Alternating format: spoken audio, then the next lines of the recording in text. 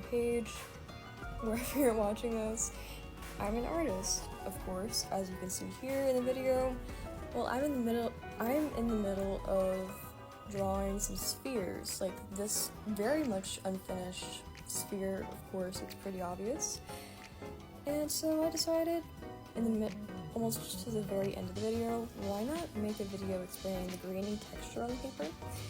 So if you look at copy paper from printers, or any kind of printer paper at all, you'll notice that it's very smooth. And drawing paper is the complete opposite.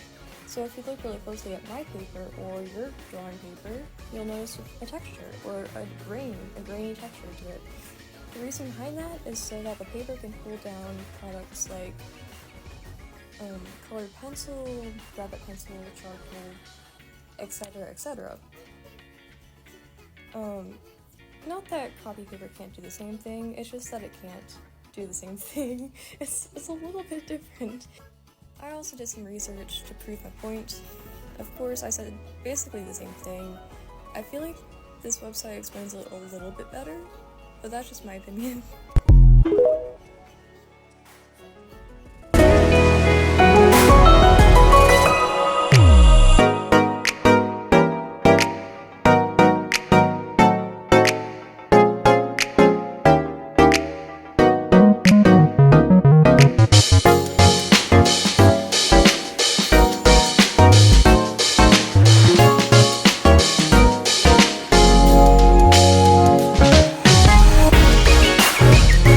So that I can respond to the Blocker brothers up here.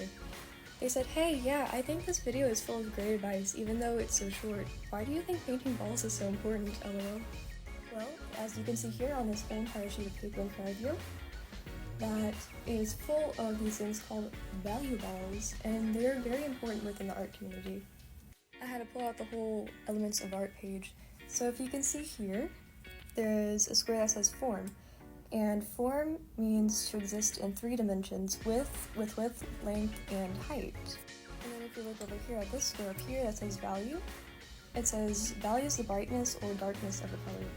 All of the elements of art are used in pretty much every composition of art that you can see and think of anywhere you look, even a stick figure. And that is one reason why I think drawing value balls is so important within the art community, and as an artist, beginner or experienced.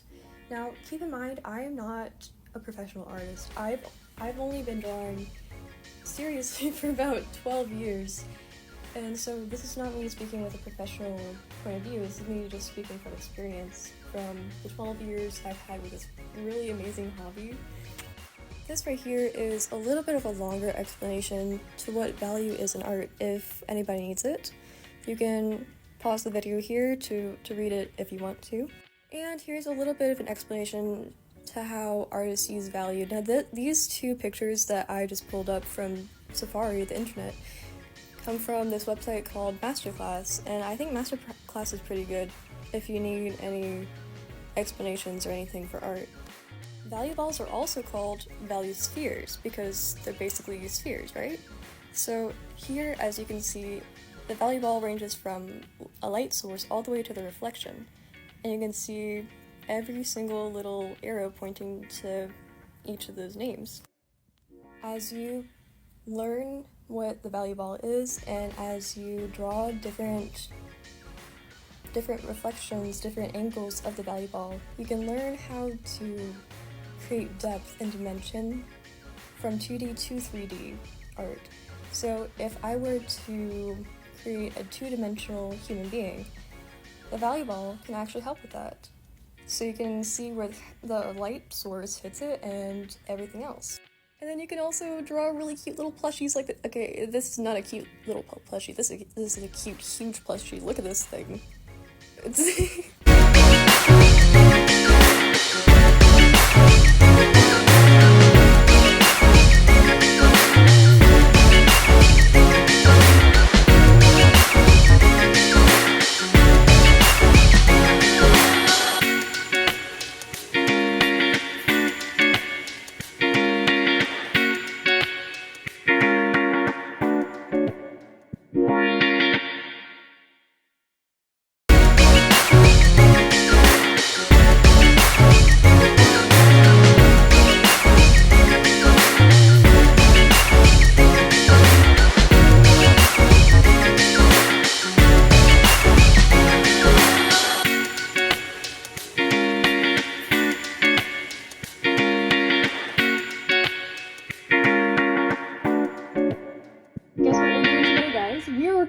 cooking.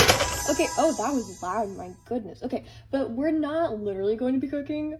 We're going to be cooking some art, because this is an art account and not a cooking account. I am not a chef. Also, there's a dog. Hello. Hello, my friend. There's no food. Oh, look, he thinks he's getting food. Poor soul. You're gonna get food. Don't worry. Wait, come back. Come back. Come back. You're gonna get food later, I promise. Oh, look at that tail. What are you looking at? Alright. I don't know how to feel now. Should I feel sad? I have my canola oil in this cup. It's the Woodmark cup. I don't know where I got this from, but a little only goes a long way. There's only a little bit in there. Also, look at that egret. Oh, that is blurry. Never mind. Oh, he's back. Oh, the boy's back. Hello, boy. Goodbye, boy.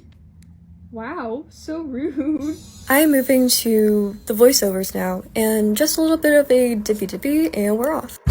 I know the value ball doesn't really give value in here. There's no light to dark transition within this value ball that I drew on this page. But that is not the point of this video, or the series in general. The point of this video and the series is to show you guys and myself how different textures show up with these different solutions on these value balls on this paper, and to see whether or not we like them. And the canola oil does have a texture. Just let y'all know. Hey guys, this is Castle Kamora here, and I am back with another drawing. Well, not a drawing video, it is a blending video for my series of, what's it called? My series, wow, I am having a brain fart. My series of, using different solutions, different techniques to blend color pencil out, so that you don't have to. And I believe that this is my 12th video in the series. So right now, what I'm doing is layering colors on top of each other with a very light hand, because, wow, that sounded very country. Anyways, with a very light hand, I'm layering colors so that they'll gradually blend in with each other better. I don't know if I said that right, but I have blue and very light violet here. So the violet's gonna be your shadow, and your highlight will always be adjacent to the shadow. So the highlight is greenish. I'm looking at my paper right now, and it says that it's called True Green. So the shade is True Green. It's from the Prismacolor Premier palette. They're very rich and smooth. I like the way that they layer. They feel buttery, very nice. Yeah. This is going on for a good while. This one, this one clip. Wow. Okay. I'm doing a voiceover, so I might just start yapping at any given moment and probably go off track. Oh, right here, shows my, my little studies. I did study, color theory a little bit before making this new video, which I haven't really studied color theory that much, so this is an upgrade, honestly. So, this is me showing the difference between before and after learning color theory. I'm still learning color theory. This is just a little upgrade, a little update with my knowledge. So there's that. For each color, there's yeah. So I used to use these colors that are called complementary colors to shade. So I would use colors like green to shade red or orange to shade blue. Now, don't get me wrong, those colors are great to shade with, but they can leave some drawings feeling a little bit dull. If you want more vibrancy, there's other colors to use, like purple or violet, like a darker purple for red, and red for brown, stuff like that. You can highlight red with orange, and orange as well for brown, and green for blue. That is what I learned. If you want some more vibrancy within your drawings, but both options are great. Complementary colors are also pretty good to use for shading and stuff. I guess it just depends on the vibe that you want to go with. Here I'm just layering a little more, and I don't usually like going with one layer of purple and one layer of one layer of purple and one layer. What am I saying? I don't usually like going in with one layer of the shadow and one layer of highlighter and just leaving it like that. I usually go over them quite a few different times before I decide, hey, this might look decent enough to actually blend out. And that's what I'm doing here. I might go over it a third time before I actually blend it out with toothpaste. Now, toothpaste is such a weird idea to blend out with, and yeah, I don't think this is going to work. And yes, I have watched this video before. I'm not going to spoil it for anybody. If you want me to spoil it, I won't. Trust me, that's not gonna happen. At least not this time. I might spoil a different video later in the future, who knows. But today I'm not feeling the vibe. So, yeah, I feel like toothpaste might be a little bit abrasive, depending on the type of toothpaste, maybe, or what you use to apply the toothpaste to the page with. Maybe it's the page that might be a little too soft or whatever for the abrasive toothpaste. I don't know. But I'm assuming that it might be a little abrasive. You know, it makes me wonder what it does to our teeth, right? So, you know, when my dad was still around and I was a kid, he used to take my Buzz Lightyear action figure, which was probably one of the best toys ever because, you know, he was an action figure, but I didn't like the weight of the action figure. Anyways, here I am applying toothpaste to my hand because I'm finally using it.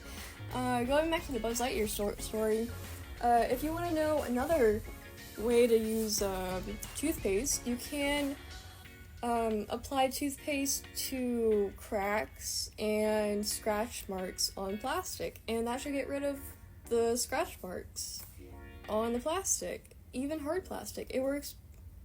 My Buzz Lightyear toy was hard plastic, so that was just one example. But anyways, please don't come at me for putting toothpaste on my hand if you are one of those skincare gurus. I know that it's not good for my skin. I know it's not good for anybody's skin to apply toothpaste onto the skin. And yes, it does burn after a while. I didn't regret it though, because I didn't have it on my hand for very long. I washed it off right after this video. Why does that Q-tip look like that? It's bent.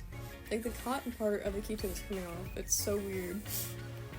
Anyways, it looks like the sphere is starting to look like the bathroom floor to a public bathroom, which is super disgusting. And I don't like that. I don't think this is going to work. It might work, who knows? I'm not spoiling it. I might be subconsciously spoiling it, I don't know. Anyways, this is me applying water to it, thinking that might work and get rid of the hard, dried toothpaste on the paper. And no, it didn't. It didn't work. It didn't work out. But it does remind me of that one episode from Wizards of Waverly Place when Alex Russo and Harper went into that comic book. You know, that kind of vibe. So I like that about it. It's not my favorite way to blend. It definitely did not blend at all, but it did give a cool-ish effect to it.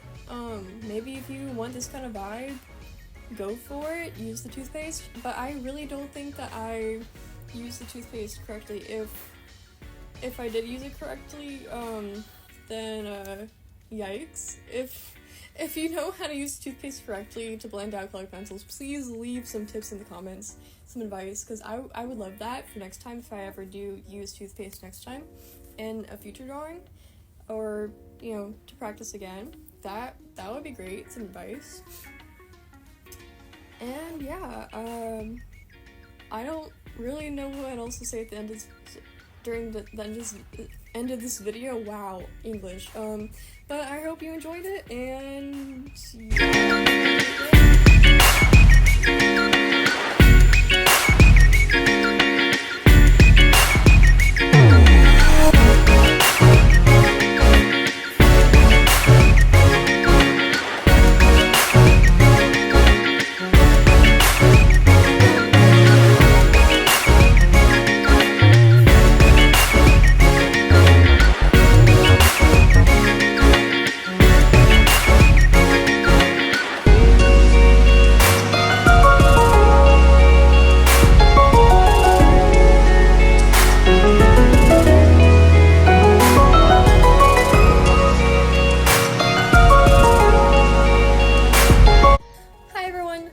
Sylvania again, back with another trying different blending techniques on colored pencil so you don't have to part.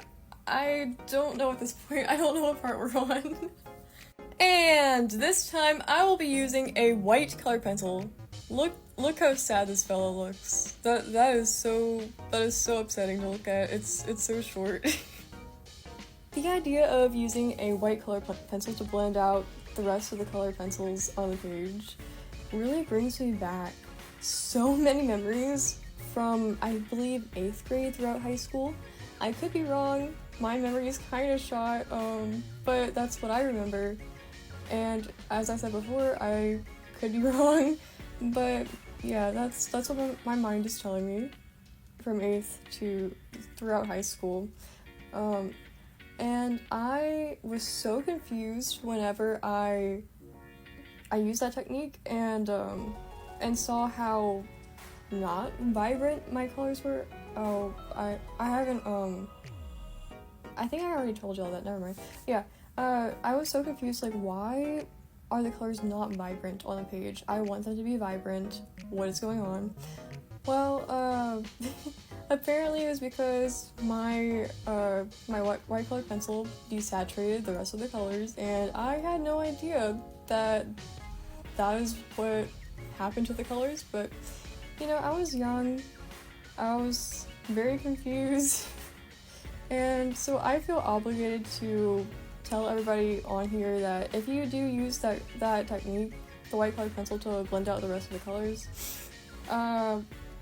just so you're not a confused beginner artist like I was, it will desaturate your colors, and you will have to go back on top of them if you like that vibrant, saturated look, right? You guys, not blended, it kind of looks like those colorblind tests with the numbers inside of them, you know, the trippy ones. Before I blend all this out, I just want to thank Shar or Cher. Not really sure how to pronounce your name, but I wanted to thank you because I completely forgot about this technique. So thank you so much, and now I'm gonna blend this out. This part took absolutely forever, but eventually it blended out like butter. So I can see why my younger self really liked this technique. This is how it looks desaturated if you use the white colored pencil.